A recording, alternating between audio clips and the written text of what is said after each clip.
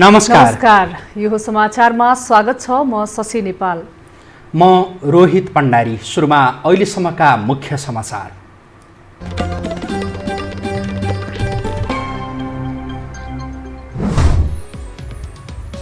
सत्तारूढ नेकपाको विवाद मिलाउन चिनिया राष्ट्रपतिका प्रतिनिधि नेपालमा, नेताको कच्चापनले विदेशी हस्तक्षेप बढेको विज्ञको विश्लेषण।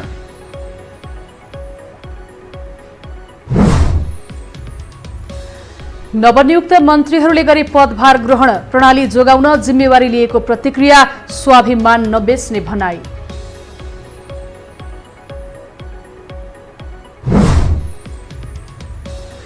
प्रतिनिधि सभा पुनस्थापना हुनेमा जसपा नेताको आशंका, संविधानमाथिको अत्याचार रोक्न प्रधानमन्त्री ओलीलाई चेतावनी।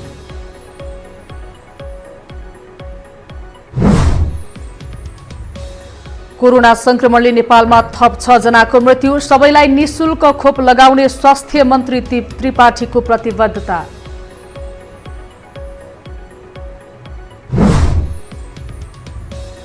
र प्रधानमन्त्री कप महिला क्रिकेटमा एपीएफ र लुम्बिनी प्रदेश सेमिफाइनलमा प्रवेश, कर्णाली र प्रदेश 2 एक खेल अघि बाहिरिए।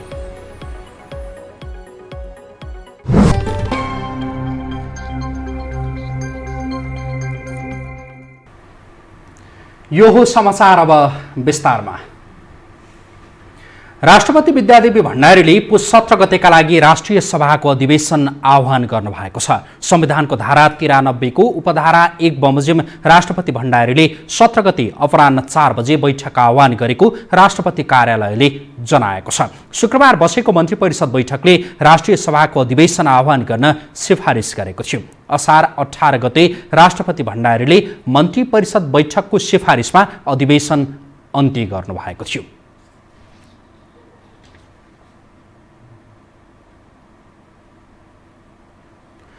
नेपालमा जब राजनीतिले नयाँ मोड लिन्छ तब छिमेकी मुलुकको सक्रियता एकाएक बढ्ने गर्छ। नेपालको आन्तरिक विवादले संसद विघटनसम्म पुर्याएपछि पछिल्लो समय दक्षिण र उत्तरका छिमेकी मुलुकको सक्रियता अनपेक्षित रूपमा बढेको छ। फुटेको घोषणा हुन बाँकी रहेको नेकपाको झगडा मिलाउनकै लागि आज चिनिया राष्ट्रपति सीको विशेष दूत नेपाल आइपुगेका छन्। एक रिपोर्ट। सत्तारूढ नेपाल कम्युनिस्ट पार्टी नेकपा 2 भागमा विभाजन भएको एक सातापछि चिनिया राष्ट्रपति सी जिनपिङको विशेष टोली काठमाडौँ आइपुगेको छ। नेपालको पछिल्लो राजनैतिक घटनाक्रम बुझ्न उत्तरी छिमेकी चीनबाट चिनिया कम्युनिस्ट पार्टीका नेता तथा अन्तर्राष्ट्रिय विभाग उपमन्त्री कुओ येचौको नेतृत्वमा 4 सदस्यीय टोली 4 दिनका लागि नेपाल उत्रिएको हो। विभाजनको औपचारिक घोषणा मात्रै हुन बाँकी रहेका बेला चिनिया टोलीको आगमनले नेकपामा सञ्जीवनी बुटीको काम गर्ला त? यो एकतालाई मेन्टेन गर्ने या डिभिजन हुने भन्ने कुरो त नेपाल कम्युनिस्ट पार्टीको आन्तरिक मामिला हो। त्यसले आफ्नै स्वविवेकमा आफ्ना मित्रहरूको सद्भाव सदिच्छाहरूलाई पनि काउन्ट हुन सक्छ, तर गर्ने भने त आफैले गर्ने हो। त्यसले गर्दाखेरि यसलाई हैन, यसको एकता या डिभिजनमा त्यो निर्णायक तत्त्व भने हुँदैन। यसअघि नेकपालाई फुटबाट बचाउन चिनिया राजदूत हाउ याङछीको निकै दौडधुप देखिएको थियो, तर उनको सक्रियताले खासै असर देखाउन सकेन।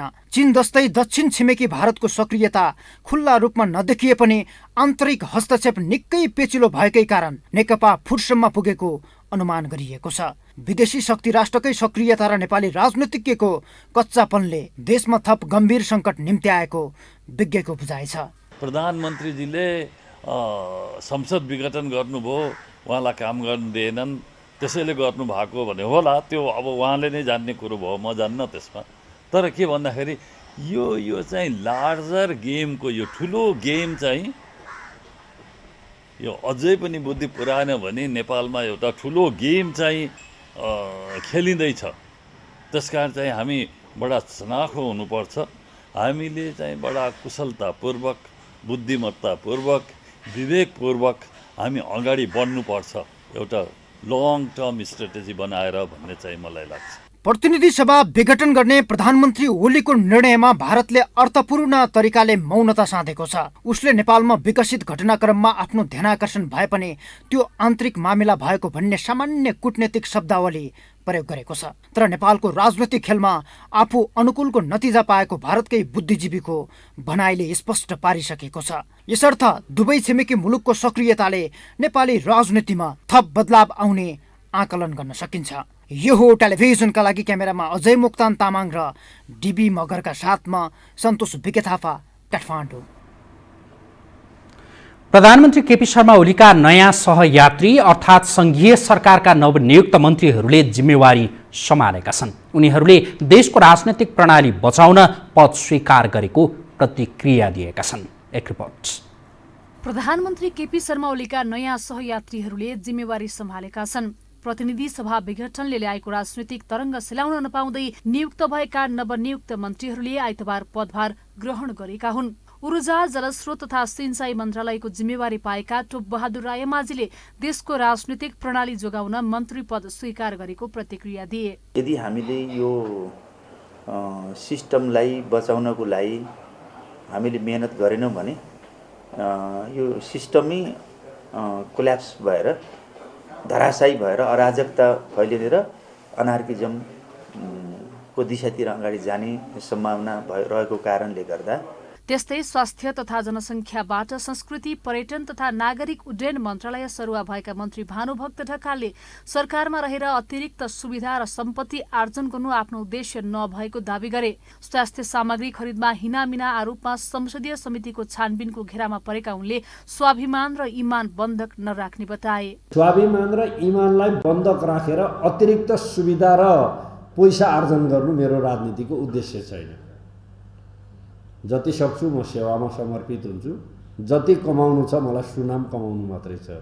यस्तै खानेपानी मन्त्री मणिचन्द्र थापाले पहिलो दिन देशका 77 वटै जिल्लामा खानेपानी तथा सरसफाईको अवस्था अध्ययन गर्ने निर्णयमा हस्ताक्षर गरे। अस्थिर सरकारमा सहभागी भएका उनले देशलाई स्थिरतातर्फ लैजान कोसिस गर्ने प्रतिक्रिया दिए। मेरो तर्फबाट कुनै पनि बिना दबाव र आपसी सहकार्य र अन्तर्क्रिया मार्फत चाहिँ समस्याको समाधान हो र समस्याको चाहिँ समाधान हो। समस्यालाई नबदलाउनु, समस्याको समाधान गर्नु, त्यो समस्याको समाधानको चाहिँ बेनिफिट नेपाली जनताले प्राप्त गर्नुपर्छ। नेकपा दुई धारमा विभाजित भएपछि ओलीले केही मन्त्री हटाएर शुक्रबार एक राज्य मन्त्री सहित 9 मन्त्री नियुक्त गरेका हुन्। उनले सरकारमा रहेका केही मन्त्रीको जिम्मेवारी परिवर्तन गरेका थिए। तिनी मन्त्रीहरूले आइतबार पदभार ग्रहण गरेका हुन्। अब बाँकी समाचार। प्रतिपक्षी जनता समाजवादी पार्टीका नेताहरूले विघटित प्रतिनिधि सभा पुनर्स्थापना हुनेमा आशंका व्यक्त गरेका छन्। प्रधानमन्त्री केपी शर्मा ओलीको कदम यतिमै नरोकिने भन्दै उनीहरूले यस विरुद्ध कडा कदम चाल्ने चेतावनी पनि दिएका छन्। एक रिपोर्ट। प्रतिपक्षी जनता समाजवादी पार्टी जसपाले प्रतिनिधि सभा भङ्ग गर्ने प्रधानमन्त्री केपी शर्मा ओलीको कदम खारेज गर्नुपर्ने माग गरेको छ।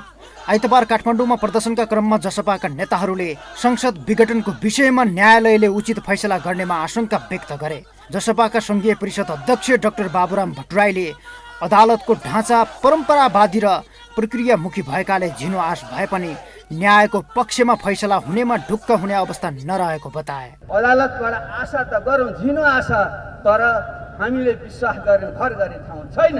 किनकि अदालतले जहिले पनि त्यसको सार तत्त्वमा जाँदैन। एउटा भनाइ छ नि, एउटा न्यायाधीशको अगाडि कोही मान्छेले अर्कोलाई मार्यो भने उसले फैसला गर्दा आफूले देखेको प्रमाण मानिँदैन। सत्य र न्यायको पक्षमा फैसला हुन्छ भने ढुक्क हुने बेला छैन। त्यसैको निम्ति पनि, त्यही खबरदारी गर्नको निम्ति पनि, त्यो सर्वोच्च अदालतका न्यायाधीशको काममा पार्नको निम्ति पनि हामीले यो कार्यक्रम गरेको। प्रदर्शनमा सहभागी नेताहरूले प्रधानमन्त्रीको असंवैधानिक कदम विरुद्ध नेपाली कांग्रेसले ढुलमुले चरित्र देखाइरहेको आरोप समेत लगाए। संसदमाथिको प्रहारमा मात्रै प्रधानमन्त्रीको कदम नरोकिने उनीहरूको भनाइ छ। उनीहरूले नागरिकको अधिकार नमिच्न र संविधानमाथिको आक्रमण नगर्न समेत प्रधानमन्त्रीलाई चेतावनी दिए। यो केपी ओलीहरूले यो पहिलोचोटि प्रतिगमन गरेको होइन के, अरे पहिले पनि गरेको हो। कतिचोटि गर्यो, कतिचोटि गर्यो। पहिले त राजा महाराजाहरूले पनि प्रतिगमन गर्थे, अहिले नयाँ नयाँ राजा महाराजाहरूले पनि प्रतिगमन भयो। र यही संविधान, जुन संविधानमा प्रतिगमन भयो, त्यो संविधान बनाउँदा पनि प्रतिगमन नै गरेका थियो। संसदमा यो छैन कि संसद भङ्ग गर्नुपर्छ। अहिले अब हेर्नु न, अब 2 साल अहिले पनि सांसदहरूको प्रतिनिधि सभा सांसदहरूको 2 साल कार्यकाल बाँकी छ। अब बाँकी भए पनि पछि अहिले के छ कि संसद एकाएक भङ्ग गरियो। अब भङ्ग गर्ने उहाँको त अधिकारै छैन। पुस 5 गते प्रधानमन्त्री ओलीको सिफारिसमा राष्ट्रपति विद्यादेवी भण्डारीले संसद विघटन गरेसँगै जसपाले आन्दोलन थालेको हो। प्रधानमन्त्रीलाई प्रतिनिधि सभा विघटन गर्ने अधिकार संविधानले नदिएको भन्दै जसपाका नेताहरूले संसद जीवितै रहेको दाबी गर्दै आएका छन्। यो हो टेलिभिजनका लागि क्यामेरामा सञ्जय घिमिरेका साथमा सन्तोष विके थापा, काठमाडौँ।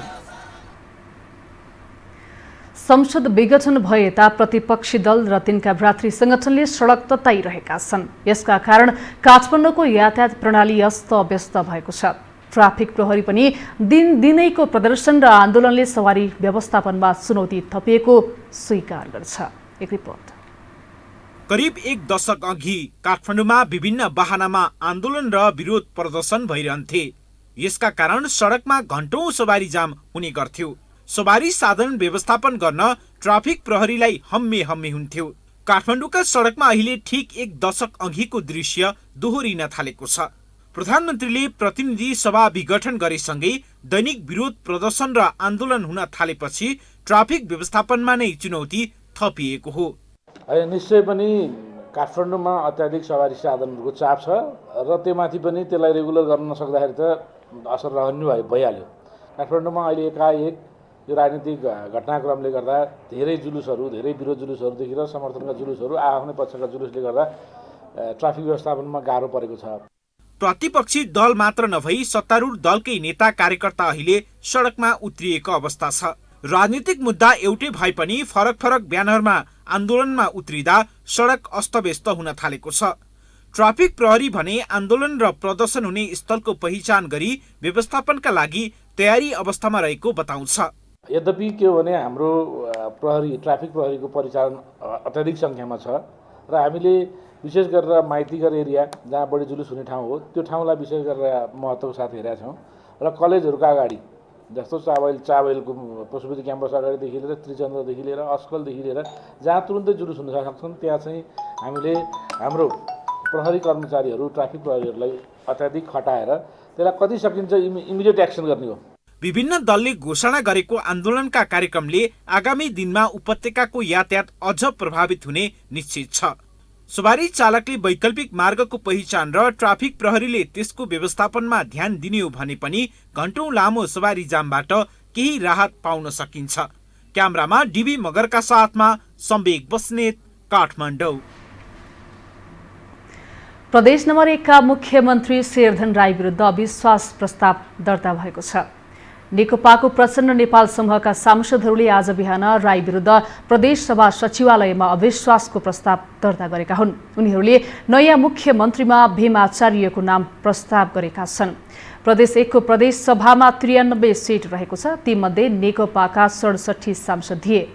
पार्टी विभाजनपछि ओली समूहका राई अल्पमतमा परेका छन्। यसअघि प्रदेश 1 सरकारका 3 मन्त्रीले राजीनामा दिएका थिए।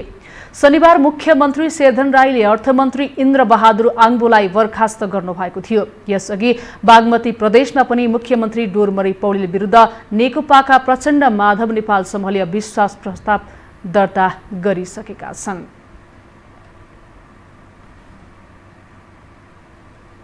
हामीसँग समाचार बाँकी नै छन्, अहिलेलाई विश्राम।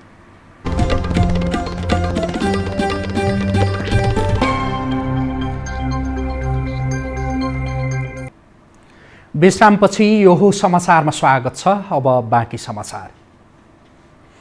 कोरोना संक्रमणले नेपालमा आज थप 6 जनाको मृत्यु भएको छ। यससँगै संक्रमणका कारण ज्यान गुमाउनेको संख्या 1825 पुगेको छ। स्वास्थ्य मन्त्रालयका अनुसार आज 3828 जनाको PCR परीक्षण गर्दा 481 संक्रमित थपिएका छन्। यीमध्ये काठमाडौँ उपत्यकाका 208 जना छन्। काठमाडौँका 175, ललितपुरका 27 र भक्तपुरका 6 जनामा संक्रमण पुष्टि भएको हो। आज देशभर 731 जना संक्रमण मुक्त भएका छन्।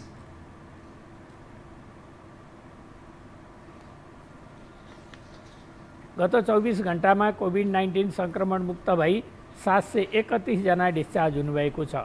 यससँगै आजसम्म संक्रमण मुक्त भई डिस्चार्ज हुनेको संख्या 2,49,863 पुगेको छ। मन्त्रालयका अनुसार देशभर 6,493 संक्रमित आइसोलेसनमा रहेका छन्। त्यस्तै 235 आइसियु र 53 जना भेन्टिलेटरमा उपचाररत छन्। नवनियुक्त स्वास्थ्य तथा जनसङ्ख्या मन्त्री हृदय त्रिपाठीले कोरोना विरुद्धको खोप सबै नागरिकलाई निःशुल्क उपलब्ध गराउने बताउनु भएको छ। आइतबार मन्त्रालयमा पदभार ग्रहण गर्दै मन्त्री त्रिपाठीले खोप पारदर्शी ढङ्गले खरिद गरी सबै नागरिकलाई निःशुल्क लगाउने प्रतिबद्धता जनाउनु भएको हो। उहाँले आफ्नो कार्यकालमा स्वास्थ्य सामग्री खरिदमा अपारदर्शी काम हुन नदिने पनि बताउनु भयो।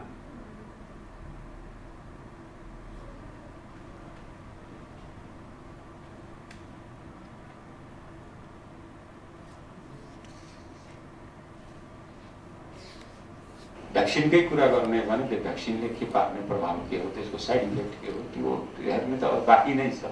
तर जनतालाई हामी निःशुल्क भ्याक्सिन उपलब्ध गराउने अठोटका साथ अगाडि बढ्छौँ।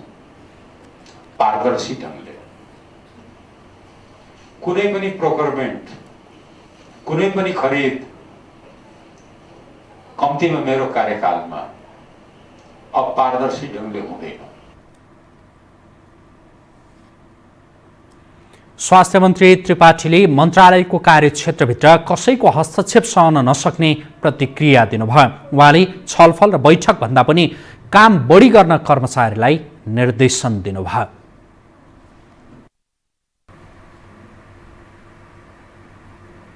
अब बाँकी समाचार। उद्योगीसँग रकम भुक्तानी माग गर्दै उखु किसान 2 हप्तादेखि काठमाडौँमा प्रदर्शन गरिरहेका छन्। किसानको आन्दोलनपछि केही उद्योगीले किसानको खातामा रकम पठाएका छन्, तर सरकारले तोकेको भन्दा पनि कम दरमा भुक्तानी पाएको उनीहरूको गुनासो छ। एक रिपोर्ट। हलो, उखु र विभिन्न माग लेखिएका प्लेट कार्ड लिएर 2 हप्ता यता उखु किसानहरू भुक्तानी पाउनुपर्ने माग गर्दै माइतीघर मण्डलामा आन्दोलन गर्दै आएका छन्। 7 वर्षदेखिको भुक्तानी मिल सञ्चालकहरूले नदिएपछि किसानहरू निर्णायक आन्दोलन गर्न भन्दै काठमाडौँ आएका हुन्। तर 15 दिनसम्म आन्दोलन गर्दा पनि सरकार नसुरिझै गरी बसिरहेको उनीहरूको गुनासो छ। किसानको आन्दोलनपछि केही उद्योगीले किसानको खातामा रकम पठाउन थालेका छन्, तर सरकारले तोकेको मूल्य भन्दा पनि कम दरमा भुक्तानी पठाएको किसानहरूको गुनासो छ। उखु किसान संघर्ष समितिका सदस्य मायाशंकर प्रसाद यादवले सरकारले प्रति क्विन्टल 471 रुपैयाँ 28 पैसा मूल्य तोकेको भए पनि उद्योगीहरूले 435 रुपैयाँ मात्रै भुक्तानी दिएको गुनासो गरे। त्यो यो सरकारले अहिले पनि कानमा तेल बसेर चाहिँ सुतिरहेछ। यसलाई यो पनि थाहा छैन कि हाम्रो रेट कति हो। हाम्रो चाहिँ 471 रुपैयाँ 28 पैसा पाउनेमा अहिले आजको डेटमा हिजो अस्ति पनि उद्योगपतिले हालिरहेछ भने 435 रुपैयाँ मात्र हालिरहेछ। यो 36 रुपैयाँ 28 पैसा कहाँ गयो, कसले एक गर्यो, यो कहाँ छ? अहिले अख्तियार कहाँ छ? यसले चाहिँ लुटिरहेछ, किसानलाई ठगिरहेछ। चाहिँ यसलाई त अख्तियार लाग्नु पर्यो। चिनी उद्योगीहरूबाट उखु किसानहरूले करिब 90 करोड रुपैयाँ भुक्तानी लिन बाँकी छ। आफूहरूले दुःख गरेर उब्जाएको उखुको भुक्तानी नपाउँदासम्म आन्दोलनलाई जारी राख्ने किसानहरूले बताएका छन्। सरकार भेट्दैन, उद्योगपति भेट्दैन, त्यही भएर हामीको टाइम निश्चित छैन, समय सीमा निश्चित छैन। जबसम्म हामीहरूले आफ्नो पैसा र अरू सबै साथीभाइ किसानको पैसा पाउँदैन भने यो सडकको त कुरै छोडिदिनु। यो सरकारलाई, यो उद्योगपतिलाई र त्यही दलाललाई शक्ति छ भने हामीलाई मारेर घर पठाइदियोस्। हामी यहाँबाट जानेवाला छैन।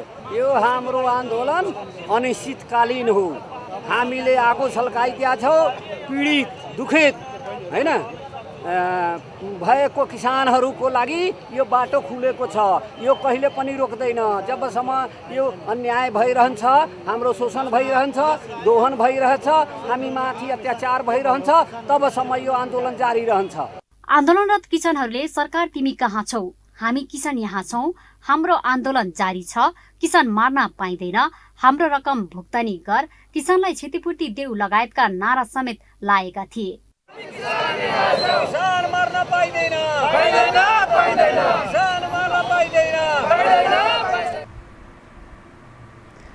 समान कामको समान सेवा सुविधा हुनुपर्ने माग राख्दै त्रिभुवन विश्वविद्यालयका आंशिक प्राध्यापक 11 दिनदेखि आन्दोलनमा छन्। वर्षौंदेखि आफूहरूमाथि बौद्धिक शोषण भएको भन्दै उनीहरू आन्दोलित भएका हुन्। एक रिपोर्ट।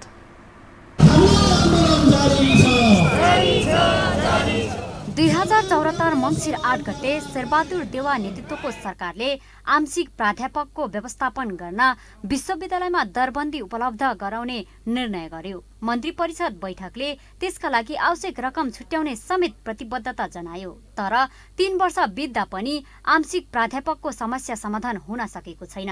अन्य प्राध्यापक सरह सेवा सुविधा पाउनुपर्ने माग राख्दै उनीहरूले पटक पटक आन्दोलन गर्दै आएका छन्। सरकारको बारम्बारको आश्वासनपछि पनि समस्या जीवको तीउ रहेपछि देशभरका आंशिक प्राध्यापक 9 दिनदेखि कीर्तिपुरमा आन्दोलन गरिरहेका छन्।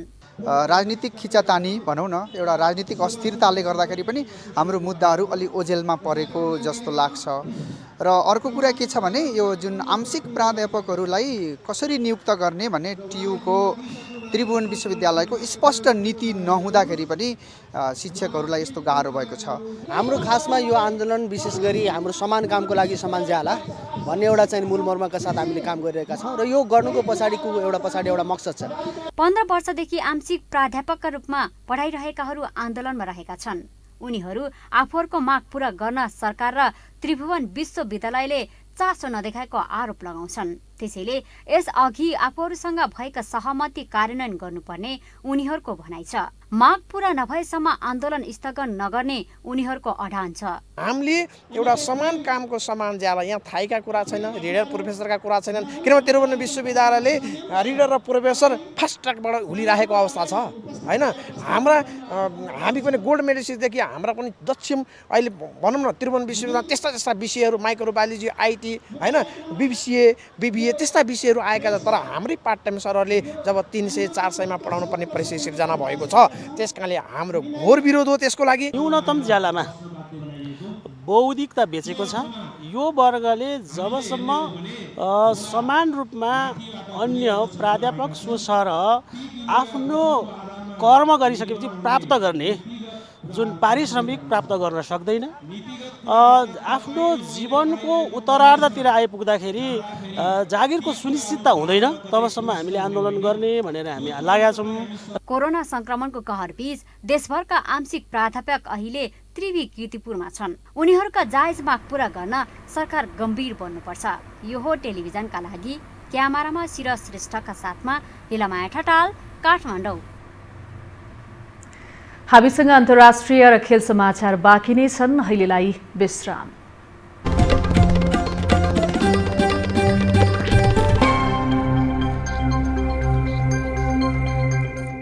विश्रामपछि यो समाचारमा स्वागत छ। अब पालो अन्तर्राष्ट्रिय समाचारको।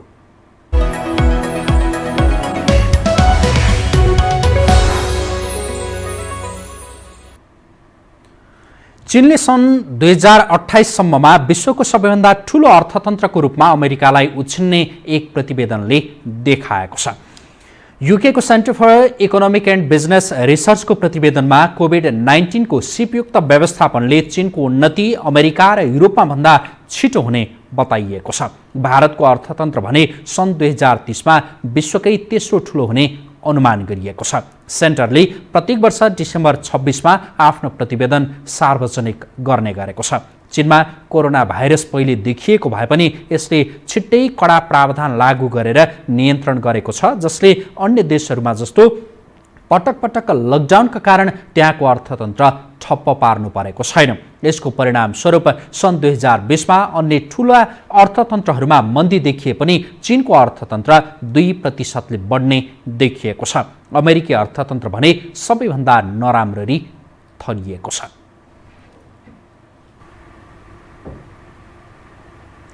अब पालो खेल समाचारको।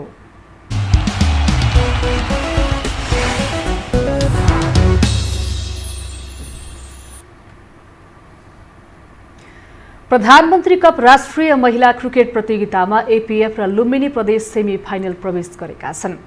लगातार दोस्रो जित निकाल्दै एपीएफ र लुम्बिनी प्रदेश पीएम कपको सेमी फाइनलमा पुगेका हुन्। दाङको देउखुरी क्रिकेट रङ्गशालामा आज भएको खेलमा एपीएफले प्रदेश 2 लाई 8 विकेटले पराजित गरेको हो। प्रदेश 2 ले दिएको 73 रनको सामान्य लक्ष्य एपीएफले 13 ओभर 1 बलमा 2 विकेट गुमाएर पूरा गर्यो। आजै भएको समूह 1 को आफ्नो दोस्रो खेलमा लुम्बिनीले कर्णालीलाई 9 विकेटले हराएको हो। प्रतियोगिता अन्तर्गत भोलि 2 खेल हुनेछ। पहिलो खेलमा प्रतियोगिताबाट बाहिरिसकेका कर्णाली र प्रदेश 2 को बीच प्रतिस्पर्धा हुनेछ। दोस्रो खेलमा सेमी फाइनल पुगिसकेका एपीएफ र लुम्बिनी समूह विजेताका लागि प्रतिस्पर्धा हुनेछ। एपीएफ र लुम्बिनी दुवै टिम 1 खेल अगावै सेमी फाइनलमा पुगेका हुन्। समूह एमा रहेको कर्णाली प्रदेश र प्रदेश 2 भने 1 खेल अगावै प्रतियोगिताबाट बाहिरिएको छ।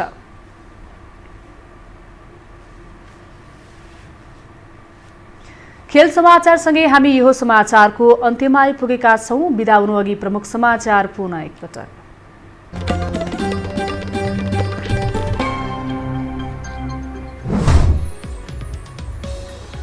सत्तारूढ नेकपाको विवाद मिलाउन चिनिया राष्ट्रपतिका प्रतिनिधि नेपालमा, नेताको कच्चापनले विदेशी हस्तक्षेप बढेको विज्ञको विश्लेषण।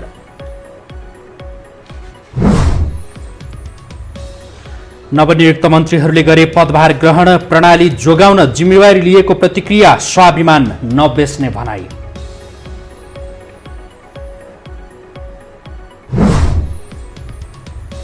प्रतिनिधि सभा पुनर्स्थापना हुनेमा जसपा नेताको आशंका, संविधानमाथिको अत्याचार रोक्न प्रधानमन्त्री ओलीलाई चेतावनी।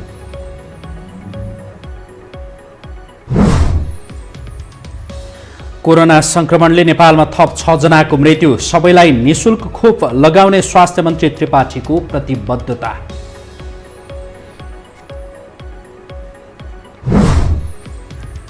र प्रधानमन्त्री कप महिला क्रिकेटमा एपीएफ र लुम्बिनी प्रदेश सेमी फाइनल प्रवेश, कर्णाली र प्रदेश 2 1 खेल अघि बाहिरिए।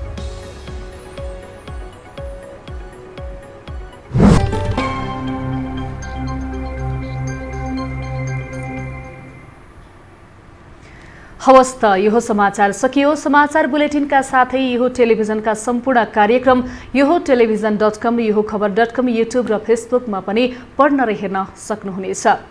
मोबाइलमा यो टिभी एप डाउनलोड गरी हामीलाई प्रत्यक्ष हेर्न सक्नुहुनेछ। तथ्य सहितको निष्पक्ष समाचारका लागि यो टेलिभिजन हेर्दै गर्नुहोला। नमस्कार।